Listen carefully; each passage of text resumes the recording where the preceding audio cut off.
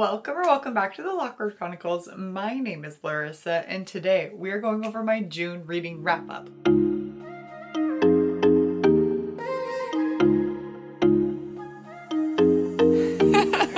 Get comfy because we have a lot of books to discuss. June was a really great reading month, mainly because, as you'll hear in my monthly wrap-up or reset, this is the wrap-up. My monthly reset. I was feeling very anxious and overwhelmed in June, and anytime I feel like that, I shut down and just dissociate and try to read. Great reading month for me. So you're a little crooked. Now you're crooked the other way. You guys figure yourself out. You're still crooked. I can't help you. I can't help you when you don't want to help yourself. We read a lot of books in June. Let's talk about them. Going over the stats, I read 12 books this month. There's a little fuzzy on there. 4,996 pages and with a 3.81 average rating. My format breakdown was 3 physical books, 6 digital books, and 3 audiobooks. My genre breakdown was I read 8 romances, which is not a surprise. Summertime is romance is year-round for me, but summertime is like romance heavy. Spring, summer, fall, winter. 1 general fiction, 1 fantasy, 0 historical fiction, 1 thriller, 0 young adult, and 1 nonfiction. How do I want to start this? I need a drink of water. I just had Milani and I am really buzzy right now. It's okay. We got this. My nose is really itchy. Big breaths, big stretch, big yawn. That was a big yawn. Let's start at the beginning of June, and we're just gonna go in the order that I read them or finished them. I need to preface this. I'm really upset with myself, and you guys should be mad at me too. And it's understandable. I'm mad at myself. You can be mad at me. I started and finished the Chestnut Spring series by Elsie Silver in a week. I ate them up, and holy airball, I didn't vlog a single one. That is a big regret for me, and I'm so sorry. I let you down as a booktuber. As a book content creator, I let you down.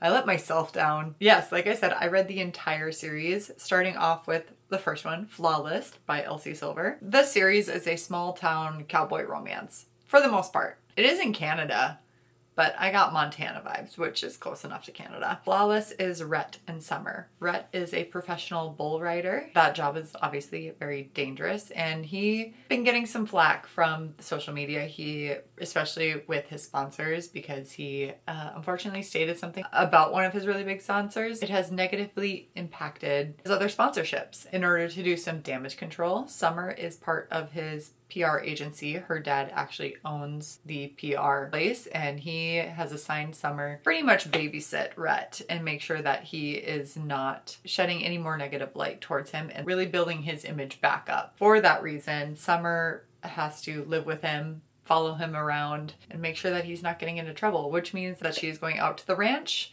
She's also going to all of his events on the road, close proximity to one another. He is just so mad that he is being babysat. Summer is very close with her father. She is not close at all with her half-sister nor her stepmother. I don't even know if we should refer to her as her stepmother, just because of the dynamic of the family and how Summer came to be. It's something that's really upsetting for her because she wants to be so close to her sister, and that's just not the case. And Winter has always acted like she's never liked her, and all the good times between Rhett and Summer and how they just kind of came to be. And it's just so cute. I loved it. Bull riding really freaks me out because of how dangerous it is. I was really anxious reading about it.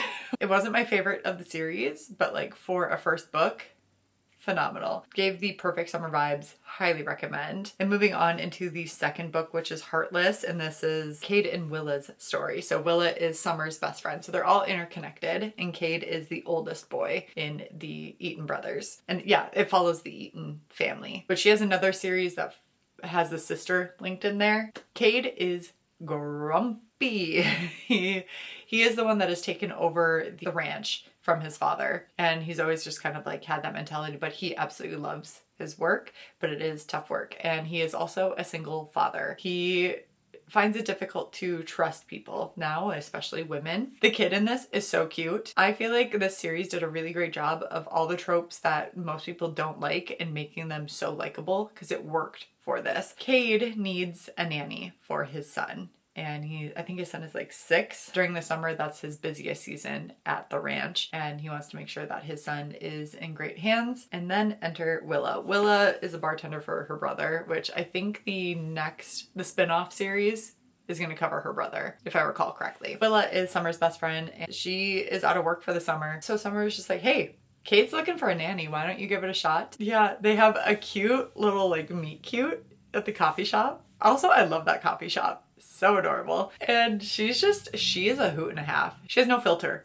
And I love that about her. So it's a single dad nanny trope romance and Grumpy Sunshine, because she is absolute sunshine. When I read this one, I'm like, this series can't get better than this. It is so good. This was a immediate 5-star for me. Great summer read. But then we jumped into Powerless. I will say this is my favorite of the series, but Heartless was a very close second. Everybody that I've seen, that's their favorite one. But Powerless, to me, it is what I love. So Powerless is Jasper and Sloane. Sloane is cousins with the Eaton boys, and Jasper he's not adopted, but like he was kind of adopted into the Eaton boys family. So he's considered one of the brothers, but he's not any relation like biologically to the Eaton boys or the Eaton family. And Jasper is a hockey player, professional hockey player. If you know me, you know I love a hockey romance. It had that going for it, and that's I think why I loved it so much. Is there's not even like much hockey in this at all. I ate it up. I loved it. And Sloane is a professional ballerina. She also, it's kind of not, I wouldn't say a runaway bride, but kind of a runaway bride. The man that she was going to marry is an absolute troll. He is horrible, but Jasper and Sloane are childhood friends. They never went for each other because everyone was just like, oh, you're family. And they're like, no, we're not. They were very adamant from early on, like, no, we're friends. Sloane leaves her wedding because something happens with the groom. She just asks Jasper, she's like, can we go to the ranch? Because that's her safe place. That is where she spent every summer. And so they go to the ranch. I love a friends to lovers. That is my favorite trope. And I know so many people hate that trope. There's something so beautiful about having that established friendship and relationship prior to it. And I love it so much. So this was a really good one for me. It had the sports romance aspect to it, as well as like the friends to lovers and overcoming those hurdles, as well as finding oneself and doing things for oneself that fit your lifestyle instead of trying to please other people. And then we have Reckless by Elsie Silver, Theo and Winter's story. And Theo is a bull rider. Rhett is kind of his mentor, and so that's the connection there. And Winter is Summer's estranged sister. They're trying to mend their relationship. The friendships in here are outstanding, by the way. Really loved Winter's story and the reasoning behind why she was so cold towards Summer. So this is reverse Grumpy Sunshine. Theo is Sunshine Boy. He is a character. I love him, and I love him in Winter's first interaction. Rhett, call up your dog. Woof.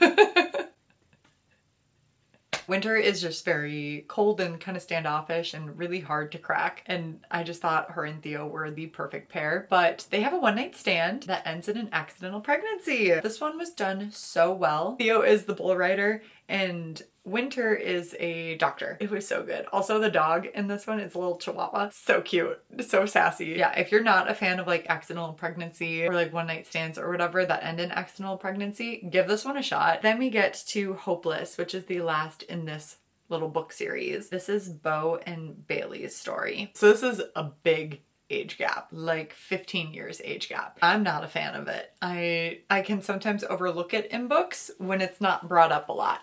This one was brought up a lot, and I found that extremely annoying because it would take me back to being icked out. Early 20s and like mid to late 30s, not a fan of. So it's age gap. It's also fake engagement. Beau, he was in the military and like special ops, I think. We find out in Powerless that something happened on one of his missions. Now he has come back and he is different than the person that he once was, having some PTSD. Understandably so. Bailey is a bartender at this small town bar, but it's the local watering hole that everybody goes to. It has been upscaled, new owners, blah, blah, blah. She is part of a family that is very looked down upon in this town. She is the only one that's like hardworking and trustworthy, but her brothers and her father have a lot of substance abuse issues. Because Bailey is part of linked to them by that family and by that name, people look down upon her as well and kind of lump her in with like not the right crowd or not the right family. She's saving to get out of this town and forge a new path because he is an Eaton boy, and because of his name, everybody forgives him and his name gets him a lot of special privileges. And he is not convinced by this. They strike up a bargain that they're gonna get fake engaged. They're gonna see if it opens doors for her or not. I don't really understand what the point of that was. That plot point was like the plot point, but it made no sense. Trying to find a trope of some sort to bring these two together, and I just didn't understand why.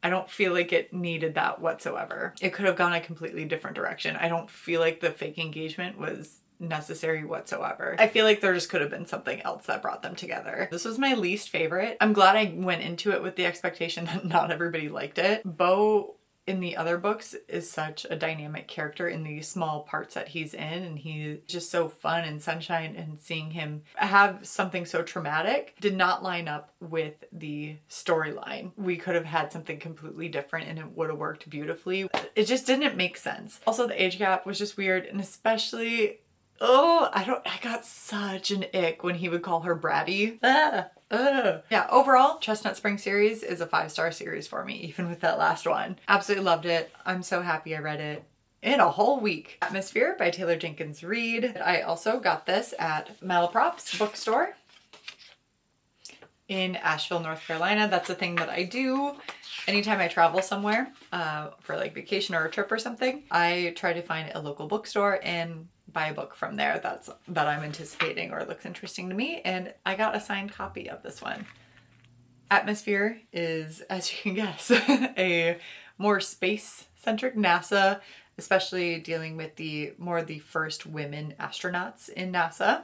Just the pressure that those women were under, especially during that time, but also it was extremely intense, high stakes. I was stressed reading this book the entire time. It is dual timeline. We get what is currently happening, which is extremely intense, and then we get the flashback and the slow burn romance that is happening in here. The relationships cultivated with the other astronauts, primarily about Joan Goodwin, and she is amazing. Like, she is just a well-rounded individual. She is extremely smart. She has a niece that's such a good relationship with, and I love that relationship with her niece, and then the relationships she builds at NASA, and especially one in particular. It was really good. This is not my favorite book by her, but I feel like that's a me problem because I read this when I was feeling really overwhelmed and starting to feel stressed. So I feel like my mood, with also just the exhaustion after traveling, affected my reading experience with this. But I love Taylor Jenkins Reid writing. I love the research that she does with every book and really makes you feel part of that time and what's been going on in that time. Brings like a feminist outlook on that too. I listened to Finley Donovan Digs Her Own Grave. It is part of a cozy mystery series. Love the audiobooks of these. There's a few novellas too, and just the hijinks that they get up to. I don't want to get into too much just because it is part of a series. Kind of the outline is Finley Donovan is a cozy mystery author. So this is also a cozy mystery, but she is a cozy mystery author who is talking to her literary agent at a Panera. This is in the first book, and she's trying to figure out how to like successfully kill off a character. This woman overhears her at the table, thinks that Finley is an actual hit woman. She's looking to hire her to unalive her husband. It is absolutely ridiculous, but it is so fun. If you go into the series, realize that it is a goofy time. It is outlandish, it is silly, it is funny. She is a divorced mother of 2, and her ex-husband is bleh. Her nanny is a big part of it too. Oh, it's really fun. The Ministry of Time. This is very genre bending. It has to do with time travel, so it's more in the sci-fi space, but there's also like historical fiction as well as a romance. It is forced proximity, like I said, time travel, and it deals a lot with like love, politics, and identity. Time travel exists, And in order to see the effects of time travel itself and trying to figure out the best way, the ministry goes back in time and grabs people who don't have a major role in how history is changed. So they're already probably going to die, don't impact any major historical events. And then they try to emerge into society today. And they take people from all different points in time and just try to allow them to have a second chance at life. So the expats or expatriates. The way this is told is very interesting. It is like somebody is telling you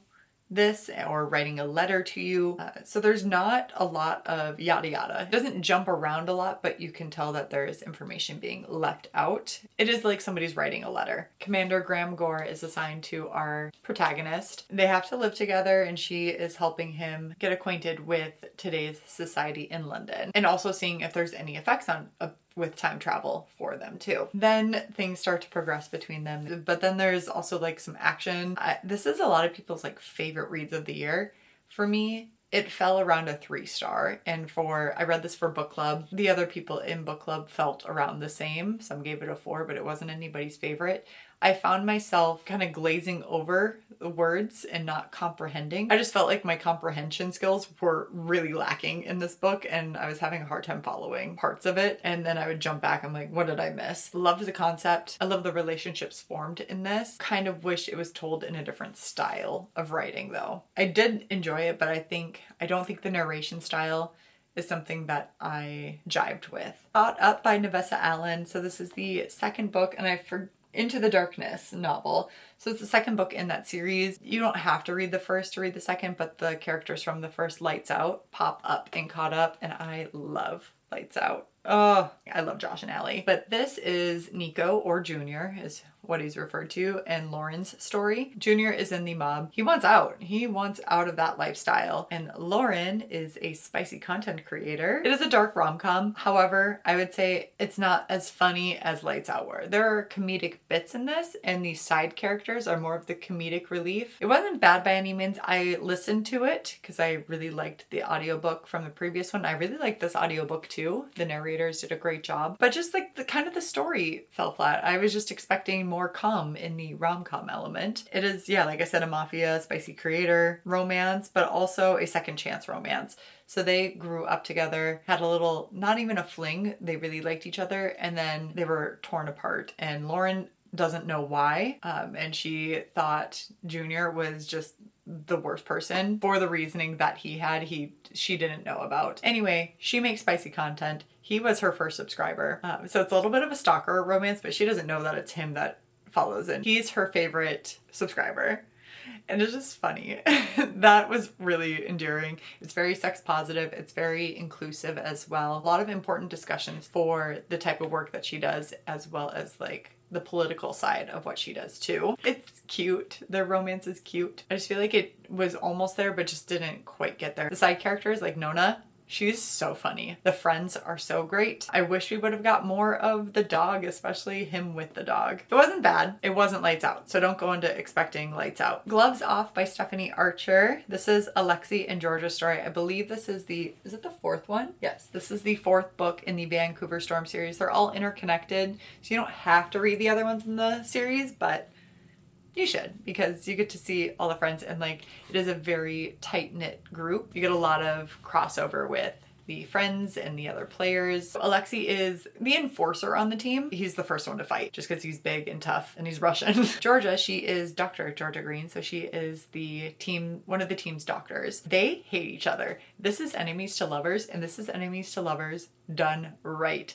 They are so funny and truly, truly hate each other. It is also marriage of convenience, and I love that even more because the stuff that they get into is so funny. I was giggling, kicking my feet through this. I really loved this book. I don't want to say really much of anything. To give the vibes of it, you know how flowers have different meanings? He sends her flowers every day that have different meanings. And the meanings are, I loathe you, indifference, going to war. And they're like these pretty flowers, so it looks like he's being a doting good husband, but really the message behind them is just... he can't stand her and she can't stand him. There's also sleepwalking, and the reason behind the sleepwalking is adorable. I love this series. Books 1 and 2 were amazing. Book 3 was kind of mid on the scale for me. Book 4, oh my gosh. I don't know which one's my favorite anymore. I might just have to reread the whole series. Definitely recommend. Another 5-star. We had a lot of 5 stars this month, by the way. Rich Girl Nation by Katie Gatti Tassan. And this is the podcast host for Money with Katie. So I've been following her for years, and obviously when she came out with a money book this year, I wanted to get my hands on it. She did not write this for a beginner 101 person. It's not impossible to understand, but if you want fundamentals, Financial Feminist by Tori Dunlap, that is a really good starter guide. Or I Will Teach You to Be Rich. That is also a really good beginner's guide to finance if you are starting from square one, or like you don't know a lot about budgeting and finance and personal finance. If you've listened to her podcast and like her podcast, reading this is exactly her tone. So yeah, you can tell that she wrote this feminist approach to this, the hurdles that we encounter with finance. I thought she did a really great job. This is one that I will have to read multiple times for multiple different stages of my life. There's a couple chapters about finance with your partner, or even when you get married and having a prenup. Also, side note, I know people are like either for or against prenups. You got to be aware when you're turning down making your own prenup, you sign a prenup regardless. Are you going to write it yourself, or are you going to go with the state that you're getting married in's prenup? Because you have a prenup no matter what. It's just the differentiation between you writing one or the state. I just get really frustrated when people are like, I don't believe in prenups. You sign a prenup regardless. I would rather have a prenup tailored to my specific relationship. Just keep that in mind if you're engaged or about to get married. So it goes into more of that stuff as well as investing. The audiobook is really, really wonderful. I love her ways, like her tone and her pace of speaking. I did read the last chapter though. 1, because I was out of audiobook listening times on Spotify, but 2, it was more of like putting things together. I liked that route that I took. So I would recommend the audiobook. There are some things that I can take away now, but it will be one that I refer back to. Hat Trick by Chelsea Curto. This is the 5th book in the DC Stars. It is another hockey romance. This is Riley and Lexi's story. Riley was unfortunately in an accident that caused his leg needing to be amputated. Lexi is the athletic trainer for the DC Stars, so she is working with him in the rehabilitation process. Riley has always had a major crush on Lexi since he first met her, and everybody's known about it, but she's always just kind of brushed it off. But because of the nature of his accident and their close proximity due to that, they start to spend a lot more time together, and he is wonderful. And Lexi doesn't date. She does one and done, one night stands it. So it is a friends with benefits situation. It's very good, but this is probably the heaviest emotionally that her books have been, just because of the nature of Riley's accident and his rehabilitation, and his mental and physical health is very up and down. Depressive episodes as well as suicidal thoughts. Just go in knowing that. But I love the series. I think it is wonderful. I love the team. I love the found family. I love the female friendships, which are always just so front and center. And I love, love, love, love that. A supportive group of people and individuals. And if you're looking for a hockey romance, this is a good one to do. They are also available on Kindle Unlimited. So is the Vancouver Storms. They're very similar vibes. Those are all 12 books that I read in June. What was your favorite book in June? Did you have any 5 stars? Let me know in the comments below. I would love to hear it. And feel free to stick around and subscribe to the channel so you don't miss out on any other bookish content like wrap-ups or TBRs or reading vlogs. I would love to have you here. Feel free to like this video. That would be awesome. And with that being said, respect others, respect yourself, and do something amazing with your day. Thanks. Bye.